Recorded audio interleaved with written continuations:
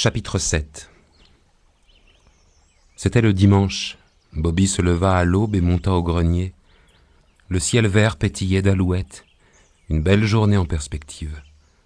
De la grande fenêtre à fourrage ouverte sur le vaste du plateau, on voyait toute l'étendue d'herbe. Les prés et les champs de blé étaient luisants de rosée, mais traversés de longues raies noires d'herbes couchées, les unes larges, d'autres étroites, les unes courbes, les autres droites, et dardaient vers des buts lointains comme des courses de flèches.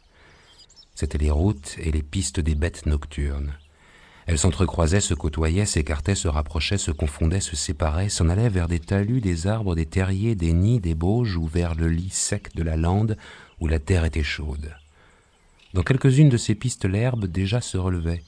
Tous ces chemins étaient déserts. Le jour montait maintenant, sans arrêt. Bobby était là depuis un moment quand il entendit jouer du clairon. C'était 7 à 8 notes longues, enrouées et tristes, ça venait du fond du plateau. Il essaya de regarder à travers le brouillard de l'herbe. On ne pouvait voir que les taches roses des amandiers fleuris. Le clairon sonna encore. La dernière note était une note mélodique et elle donnait l'idée du large plateau étendu sans force sous le ciel. Le clairon du commencement, se dit Bobby. Il avait fait une fois une tournée dans les montagnes de l'Est. Un copain l'accompagnait qui ne savait que jouer du clairon. Mais c'était très important. Il se postait sur la place des villages et il se mettait à sonner de tous les côtés. Il répétait toujours le même air, comme ce clairon triste du plateau. Il faisait 4 quarts de tour sur ses pieds joints pour jouer aux 4 coins du monde, et tout le village sortait. Alors Bobby étendait le tapis de cartes sous l'orme de la liberté, à côté de la fontaine, et il commençait à devenir l'homme roux, l'homme crapaud, l'homme soleil. On ne pouvait pas voir qui jouait du clairon ce matin. Le brouillard qui fumait des herbes mettait son rideau sur tout le pourtour de l'horizon. Il ne laissait transparaître que la masse rose des arbres fleuris. Enfin, il laissa luire la toiture lointaine de Mouillac. Aussi loin qu'on pouvait voir, la terre était déserte. L'herbe qui se séchait de sa rosée se relevait lentement, noircissant peu à peu les champs. Les pistes des bêtes s'effaçaient.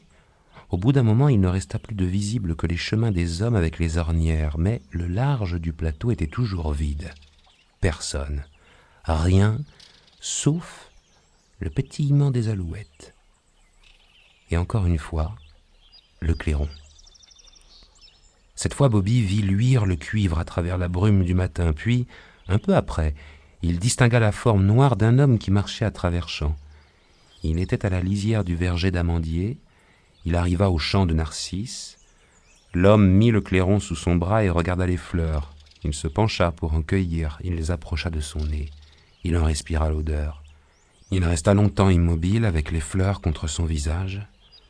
Puis il emboucha son clairon et il joua sa chanson lente et triste, tournant son embouchure aux 4 coins du ciel comme pour appeler. Après, il marcha vers la ferme. Bobby s'effaça derrière le montant de la fenêtre pour regarder sans être vu. L'homme s'approchait avec précaution. Il se méfiait de la Jourdaine. Il ne voulait pas être vu non plus.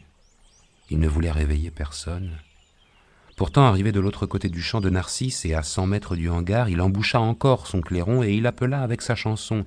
Mais ça avait l'air de s'adresser à une grande chose vivant au-dessus de la terre et des nuages. Bobby se retira à reculons vers l'escalier. Il descendit. On entendait en bas Jourdan et Marthe. Bobby ouvrit la porte de la cuisine. « Je crois qu'il nous arrive du monde, dit-il. »« Qui ?» demanda Marthe. « D'abord un homme qui joue du clairon. »« Qui est-ce » dit Jourdan. « Le fils Karl. »« Ça, dit Jourdan, c'est extraordinaire. »« Ce petit, dit Marthe. Et il est sournois, il ne parle jamais. » Et maintenant, dit Bobby, le voilà qui essaie de parler avec la grande langue. « Pardon, dit Jourdan. »« Oh, il a trouvé, dit Bobby. Il parle de loin, il souffle dans son clairon. Il dit très exactement ce qu'il veut. »« Et qu'est-ce qu'il veut, dit Jourdan. »« Comme nous autres, dit Bobby, il en a assez, voilà ce qu'il dit. » Il cligna de l'œil.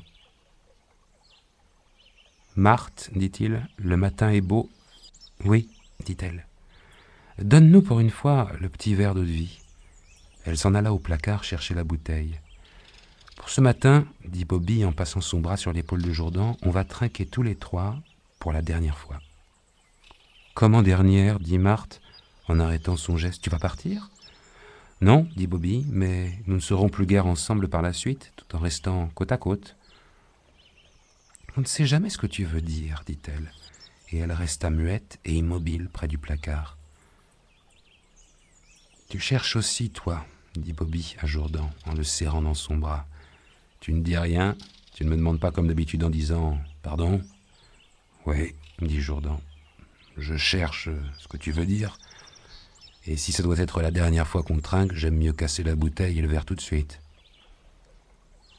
Ça n'arrêterait plus rien maintenant, dit Bobby. Écoutez tous les deux. Il y avait une fois, dit-il en dressant la main en l'air, on gratta à la porte du couloir. Entrez, dit Marthe. Un coup ébranla la porte. Bobby alla ouvrir. C'était le cerf. La bête avait la salive blanche aux babines, elle gémissait. Elle essayait de faire passer ses grands bois dans la porte, elle frappait le seuil de son sabot. Bobby lui mit la main sur le front, il la repoussa et il sortit avec elle. « Qu'est-ce que tu vois ?» dit-il. « Qu'est-ce que tu sens, toi ?» Le cerf frotta son museau contre la manche de Bobby. « Toi, tu n'as pas à t'inquiéter. Qu'est-ce que tu veux me dire ?»« Oui, le ciel. Bien sûr, c'est un beau ciel. »« Et oui, les arbres. Je les ai déjà vus, les arbres. Ils sont fleuris. Oui, je les ai vus ce matin à travers le brouillard du printemps. Oui. La terre, qu'est-ce que tu sens dans la terre ?» Le cerf roucoula un long mot sombre qui fit trembler son gosier et ses babines. Il découvrit ses dents, souffla un peu de morve, ouvrit ses narines bleues, éternua et se mit à marcher vers le hangar. Il regarda si Bobby suivait. « Je viens, » dit Bobby. Il venait. Il avait vu, tout d'un coup, le grand ciel d'avril fleuri, lui aussi d'épais nuages, pommelé et dansant comme un verger sous le vent. Il avait senti la chaleur dans sa chair et le soleil levé et déjà chaud n'était plus seulement du soleil, mais un aliment qui à travers sa peau suintait jusqu'à son corps, plus nourrissant que de la farine et de la salive mélangée. Il se sentait presque cerf, presque bête.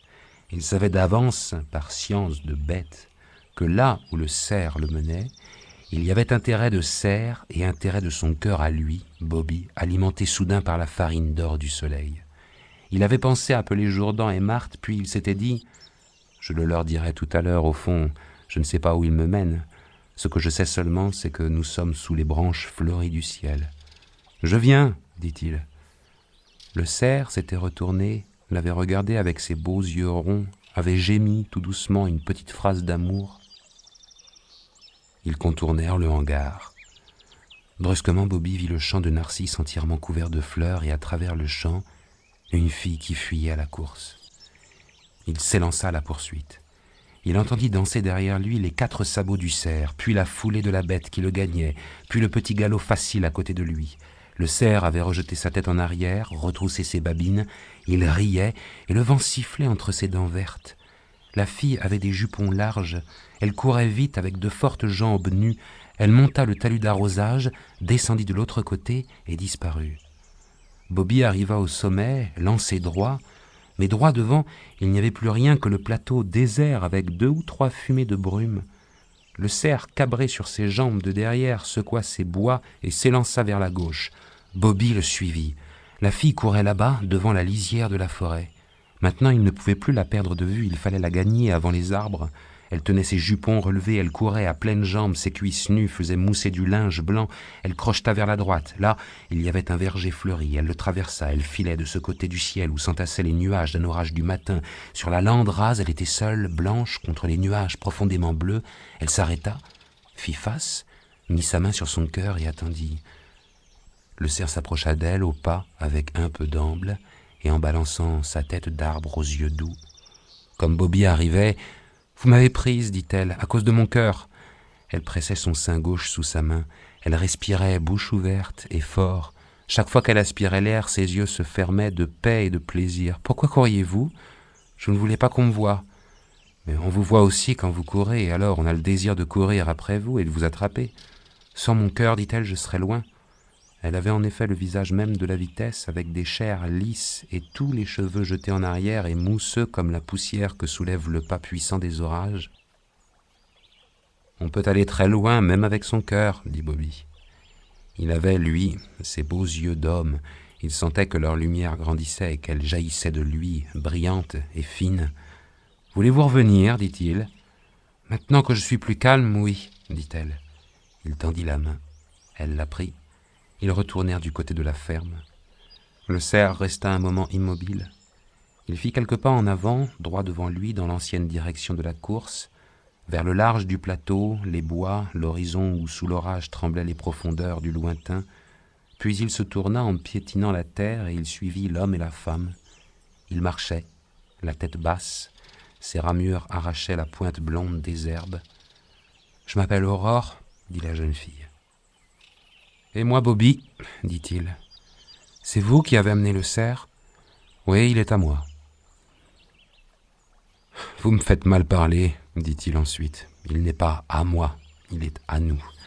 Aussi bien à vous, à tout le monde. » Ils se tenaient par la main, ils marchaient du même pas, ils balançaient leurs mains jointes. « Je me suis levée de bonne heure pour venir le revoir, » dit-elle. « J'ai pensé à lui toute la nuit. »« Vous l'aviez déjà vu ?»« Oui, hier. Le matin, il est venu, il a passé sa tête sous les rameaux du saule qui sont déjà en feuilles. Il a regardé autour de lui, il a sauté sur la terrasse. Je le regardais de ma chambre. Ce matin, je me suis levée tôt pour l'attendre. Vous étiez déjà levé quand on a joué du clairon ? Oui. Et j'attendais déjà depuis un bon moment, et sous le saule, l'ombre était toujours très noire, et je pouvais toujours m'imaginer que le cerf était là dans cette ombre à attendre que le premier coup de soleil passe dans les branches, quand j'ai entendu le clairon. « Ah !» dit Bobby en arrêtant un peu le balancement du bras. « Dites-moi bien, ça m'intéresse. J'ai pensé, le cerf ne viendra pas. »« Pourquoi ?»« Ce que ça jouait, c'était triste. » « Oui, mais c'était triste et large, » dit Bobby. « C'est-à-dire que c'était exactement comme ce plateau et ça avait autant de chemins tout ouverts qui s'enfonçaient dans la tristesse et dans le large.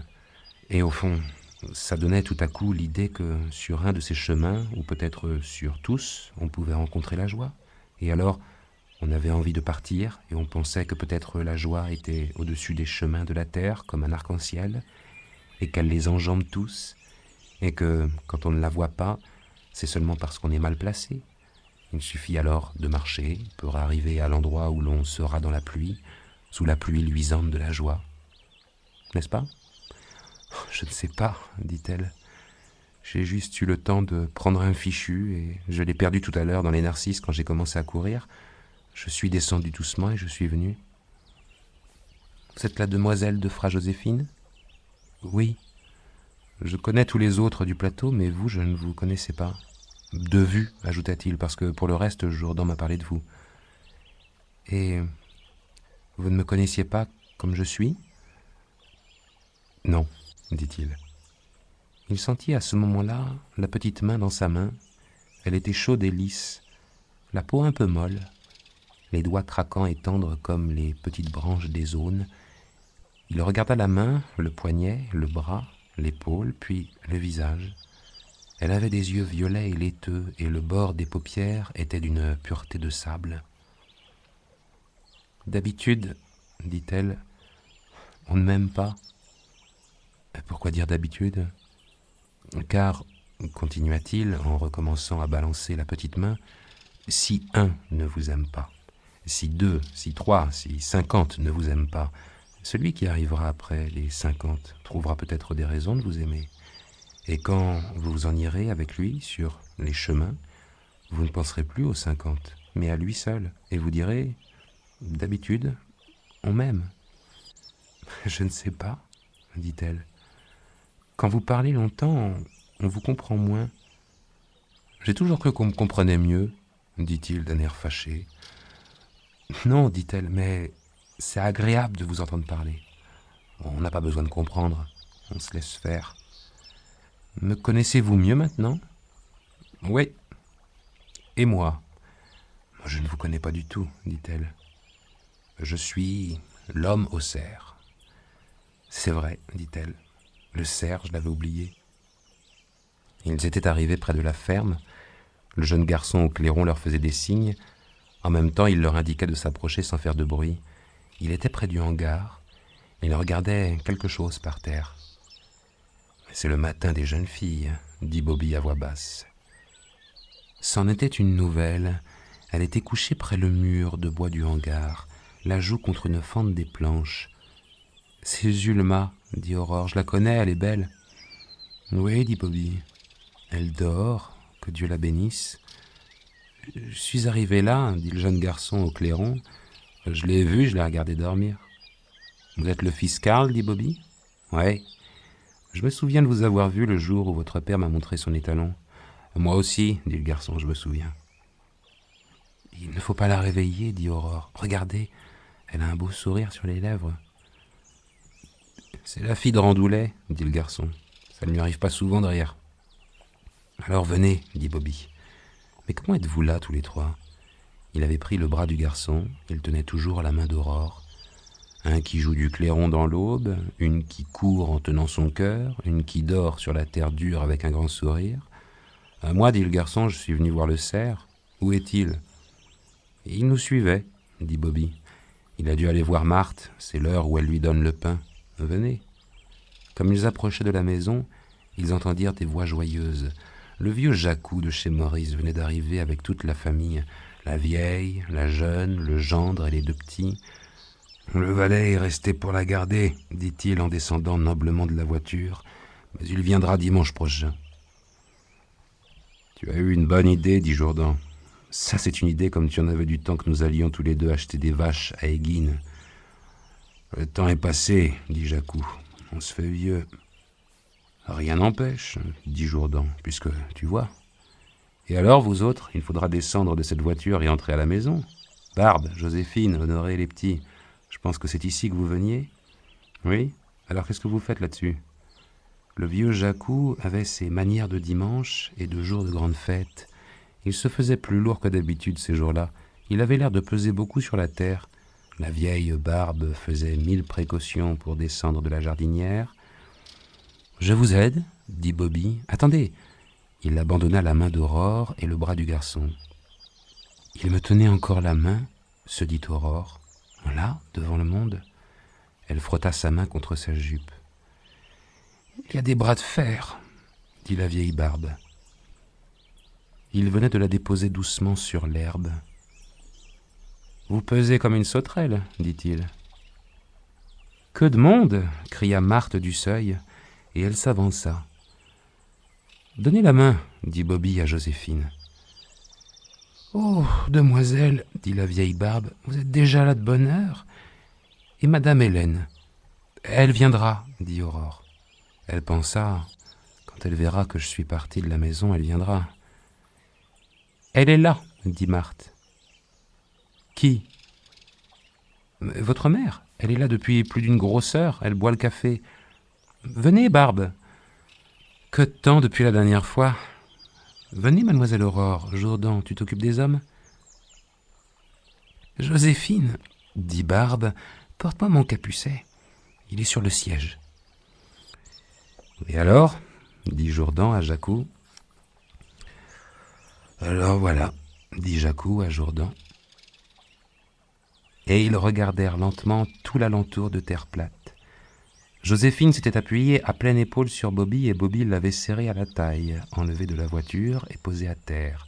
« Voilà, dit-il. »« Merci, dit-elle. » Elle épousseta sa jupe et tira son corsage qui blousait sur ses seins. « Tu viens ?» lui cria Barbe qui allait entrer à la maison. Aurore les suivait. Elle se disait « Ma mère est déjà là depuis 1 heure. Elle est venue sans me le dire. » Elle regardait Joséphine. Elle lui trouvait l'air femme et de gros avantages de corps. Et elle, se disait-elle, aussi grande que Bobby. Elle est plus pleine que moi, ses joues sont plus dorées que les miennes. Elle sentait la chaleur de la main de Bobby dans sa main. Dire, se disait-elle, que nous avons marché du même pas en balançant nos mains. « Entrez, mademoiselle Aurore, dit Marthe. Elle regarda Bobby avant d'entrer. Il était en train de rire avec les enfants. Joséphine le regardait. Elle était debout, toute droite à côté de lui, avec ses seins de femme bien gonflés et ses hanches rondes. « Joséphine !» cria Marthe. « Viens prendre le café chaud !» Joséphine s'approcha d'un grand pas large qui était comme une danse de paix. Honoré fouillait dans le caisson de la voiture. « On s'est invité, » dit Jacou. « Tu as bien fait, » dit Jourdan. « On a porté un lièvre, » dit Jacou. « Ça c'est mal, dit Jourdan, on se serait arrangé. »« C'est mieux de ne pas avoir à s'arranger, » dit Jacou, « mais de trouver tout bien d'accord. On ne pouvait pas te tomber 6 comme ça sans rien dire et sans rien apporter. »« Aide-moi, Jules, » dit Honoré au fils Karl. « Prends ça. » Il lui tendit le lièvre. Il n'était pas sanglant, mais net et propre, et tout gonflé comme les bêtes prises au collet. « Si j'avais su, » dit le fils Karl. « Quoi ?» dit Honoré. « Je crois que mon père va venir. »« Et alors ?» dit Honoré. « Il mangera avec nous, tant mieux. »« Attends, on a encore du jambon. Et le vin, père ? Où l'avez-vous mis ?» cria-t-il à Jacou. « Dans le caisson, » dit Jacou. « Et il n'y est pas. »« Pourquoi du vin ?» dit Jourdan. « Pour boire, » dit Jacou. « Regarde au fond, les bouteilles sont couchées sous la paille. »« Et voilà, » dit Bobby aux enfants. « Tout à l'heure, je vous ferai voir la grande bête. Elle a comme un arbre planté sur la tête, et elle est si sage qu'on voudrait qu'elle vous lèche la figure. Et le plus, dit-il, c'est qu'elle le fait. » Les enfants le regardaient sans rien dire, puis ils coururent vers le jardin. « Vois, lui dit Jourdan, tout ce qu'ils ont apporté. » On avait étendu le lièvre sur l'herbe, aligné les bouteilles, placé le jambon et les 3 grosses andouilles grasses à côté. Honoré fouillait toujours dans le caisson en remuant la paille. « Il y en a pour 8 jours, dit Bobby. « On voudrait bien, dit Jacou en clignant de l'œil. Il se passa la main sur les moustaches. « Mais pourquoi pas, dit Bobby. On n'a que le bon temps qu'on se donne. » Jacou devint sérieux. « Qu'est-ce qu'on m'a dit, dit-il. « Qu'est-ce qu'on a pu te dire, dit Jourdan. « Tu as semé des fleurs. »« Alors, je t'expliquerai, dit Jourdan. Honoré se redressa. « Non mais je ne la trouve pas, dit-il. »« Quoi ? La grosse bouteille ronde. »« Elle doit y être, dit Jacou. Elle n'y est pas. » Jacou monta sur la ridelle avec un geste de vieil homme, un peu raide mais toujours commandant. « Laisse voir. »« Où est le cerf ? demanda Bobby. « Il est venu, dit Jourdan. Il a mangé son pain, mais quand il a entendu le bruit, il est sorti par la porte de derrière. »« Barbe !» cria Jacou. Il était debout sur la ridelle et plein de colère. « Quoi ?» répondit Barbe de là-bas dedans. « Tu as oublié la grosse bouteille ronde ?»« Non, répondit Barbe. Il n'y avait plus de place, je l'ai transvasé dans les litres. Ils y sont. » Jacou et Honoré sautèrent dans l'herbe. « C'est ça, dit Honoré. Voilà le vin et voilà la blanche. Si on avait regardé, on aurait vu. »« Honoré, dit Jourdan, dételle, mets la jument au hangar. La voile est dans le coffre à gauche. »« Oui, dit Honoré. De ce temps, trouvez-moi un couteau pointu. Je déshabillerai le lièvre de retour. » Il prit la jument par le bridon et la fit tourner. « On le fait rôtir ?» dit-il. « Sûr, dit Jacou. »« Le mieux, dit Bobby, ce serait d'installer ça dehors. »« Oui, dit Jourdan, je crois que Marthe doit avoir son idée là-bas dedans. Elle ne va pas tout vous laisser faire, et nous avons aussi Madame Hélène, et toi, Karl. Tu restes. »« Si vous voulez, dit le garçon au clairon, et mon père va venir tout à l'heure, il l'a dit. »« On le gardera, dit Jourdan. Écoute, là-bas derrière. »« Je reviens, cria Honoré, qui emmenait la jument et la charrette. Préparez le couteau. » « Va là-bas derrière, près de l'ancienne étable, et apporte des pierres. Ici, on va faire un foyer. »« Laisse ton clairon, dit Bobby. « Je n'y pensais plus. »« Que si, dit Bobby, qu'il faut y penser. Mets-le à côté des bouteilles. »« Le vent vient d'où ?» dit Jacou. « De la forêt. »« Voilà où on fait le feu, dit-il, en traçant un carré avec son pied. »« Je vais chercher le couteau, dit Bobby, et voir si Marthe veut que je l'aide. »« Voilà, dit Jourdan en tapant sur l'épaule de Jacou. Tu ne t'imagines pas ce que je suis heureux. »« Oui, dit Jacou, il faudra que je te parle justement. »« Marthe, dit Bobby, il me faudrait un couteau pointu. »« Ah, le voilà, dit Madame Hélène. Je ne l'avais pas encore vu, cet homme. Vous m'en avez parlé, mais il vaut mieux le voir. Mais il n'est pas vieux du tout. Il me donnait la main tout à l'heure, se dit Aurore, et nous marchions dans les champs. Il a le bras solide et léger. Il lui semblait que cette main était maintenant très loin d'elle, que jamais plus il ne la regarderait avec ses yeux doux, si clairs, et qu'il n'accorderait jamais plus son pas au sien pour marcher loin de tout le monde, elle et lui seul. « Fouille dans le tiroir, » dit Marthe. « Il doit y en avoir un. »« Je vais mettre un tablier, » dit Joséphine. « Je plumerai les poules, » dit Barbe. « Mais pour aller plus vite, il faudrait les ébouillanter. Tu as de l'eau chaude ? Et comment faire pour le feu ? » dit Marthe en regardant l'âtre. « Faites votre affaire, » dit Bobby. « Nous allons allumer un foyer dehors pour le lièvre et les andouilles. Le couteau n'est pas là ? » « Tu ne trouves rien ? Les hommes ne trouvent jamais rien, » dit Joséphine. Elle riait. Elle avait une grande bouche saine et de larges dents. Le gonflement de sa belle gorge engraissait la douce colombe de son cou. « Il trouve, » dit Bobby, « mais quand ça y est. »« Il trouve, » pensa Aurore. Elle était assise dans l'ombre et elle se lissait doucement les cuisses à travers sa jupe. « Il a trouvé ma main, il m'a attrapée et trouvée à travers champs. Il trouve quand ça y est. » Elle pensait qu'il avait dit ça pour elle seule, et il l'avait regardée en le disant. « Mais nous ne resterons pas, » dit Madame Hélène en se dressant. « Vous avez déjà bien assez de tracas. »« Si, » dit Marthe en s'approchant d'elle, « si, et faites-nous ce plaisir. Et faites-vous ce plaisir aussi, » dit-elle en riant. « C'est vrai, je me le ferai, » dit Madame Hélène, « mais rien de ça n'était dit. »« Rien n'est jamais dit à l'avance, » dit Bobby, « et puis ça arrive. Restez, madame, Karl va arriver, on sera presque tous réunis. »« Karl vient ?» demandèrent les femmes. « Son fils l'a dit. »« Ça, c'est un dimanche, » dit Barbe. « Et mon couteau ? » ?»« Le voilà, » dit Marthe. « Il était sous les épinards, je les ai cueillis ce matin sans savoir. »« Faites-moi travailler alors, moi aussi, » dit Madame Hélène. « Oh, on fera bien assez, » dit Joséphine. « Regardez-nous. »